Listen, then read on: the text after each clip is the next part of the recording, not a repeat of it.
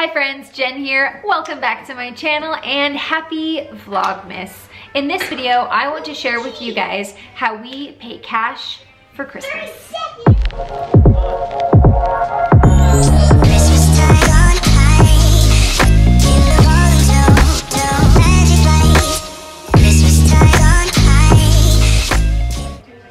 That's right, you heard me correctly. We pay cash for Christmas. It starts in January, where we put $5 to $30 every week into a holiday account. And the holiday account goes for Christmas, birthdays, and our anniversary.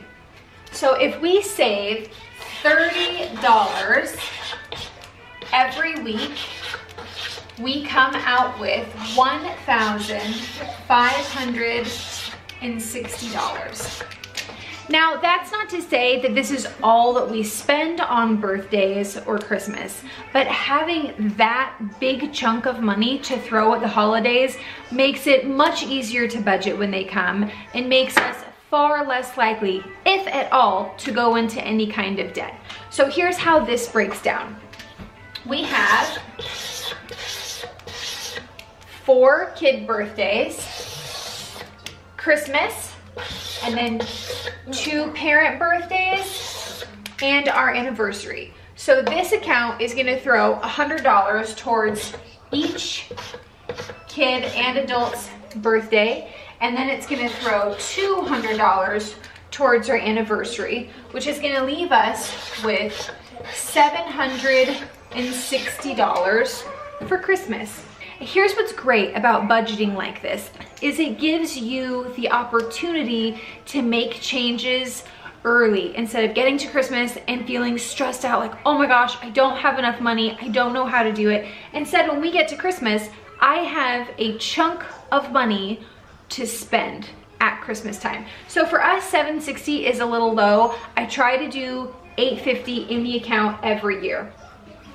So I just want to point out that the difference between the number we have and the number I need to have is only $90, okay? $90 isn't a lot of money to come off, especially if you start thinking about it way back in September, right? Not a lot of money on a weekly or monthly basis to throw into this account. It's actually just doubling my number up here 3 weeks before Christmas. So again, not a big deal. Now I'm gonna really quickly show you how this number breaks down. We don't always stay true to this budget. Like I said a minute ago, having this chunk makes our life so much easier. It makes the holidays so much less stressful, and it gives us options. Now let me show you the logistics of that $850.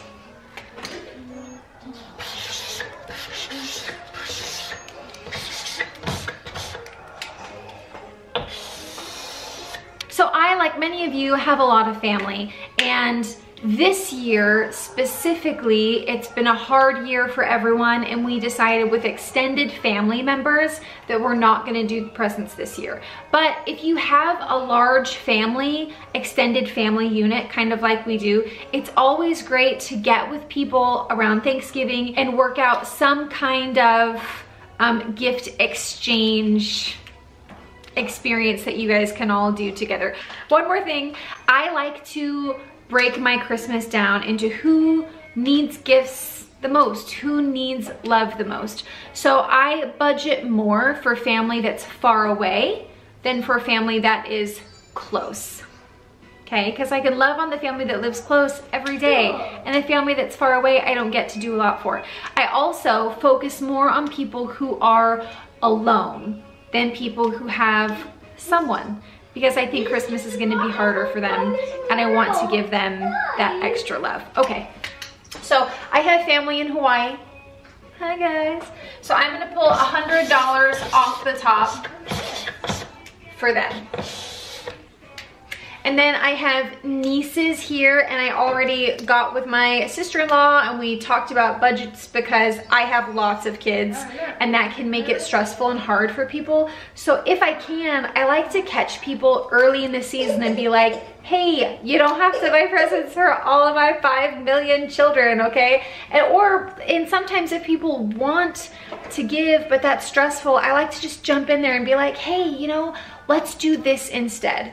So I already made a plan with my sister-in-law and we both threw $40 into the pot and came out with something fun for all the kids for Christmas. So for the gathering that we are hoping to do if it works out.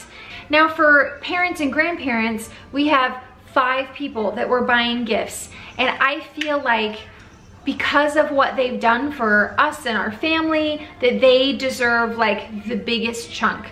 And so I'm gonna start by budgeting $25 per person, but I will likely decide to go over this budget and not pull it out of the Christmas budget. Like that $125 for those 5 people at $25 a person will go towards their gifts, but I will oftentimes see if there's any way I can pull any extra out of our expenses, or like for the week, like our grocery budget.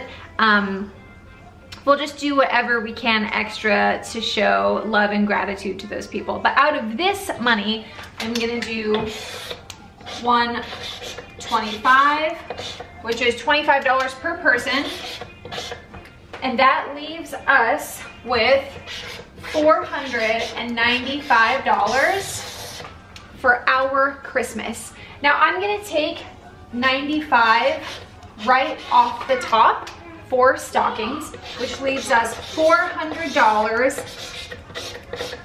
towards our Christmas this December, which is $100 per kid.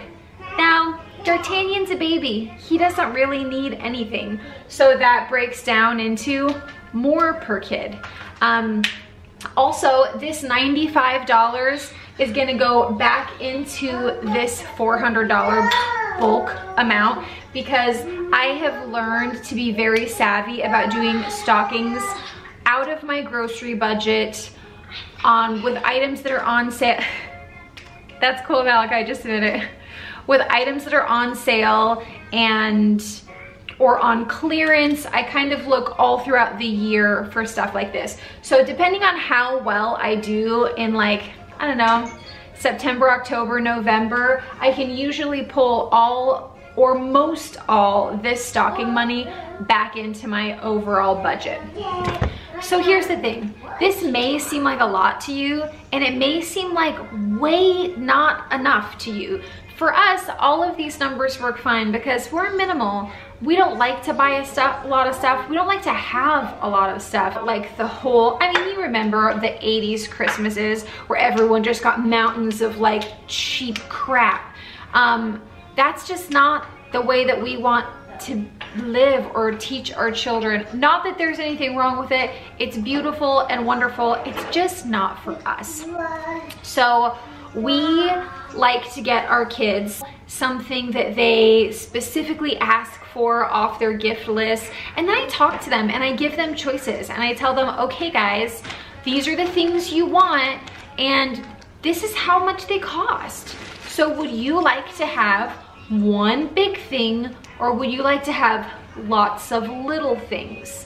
And they usually go, oh, you know, there's this big thing that I really want. I'd rather have one big thing. Or they might say, you know, I can't actually think of anything I want. Can you just surprise me with lots of little things? So in that way, we've taught them how to manage their expectations. So they enjoy Christmas more, and we don't have that building pressure every year to like perform to the level that we did last year. There's not that like upward sliding scale, and we don't stress. So the key here is to minimize all that weird money stress that comes with our American holidays that is just so very unnecessary.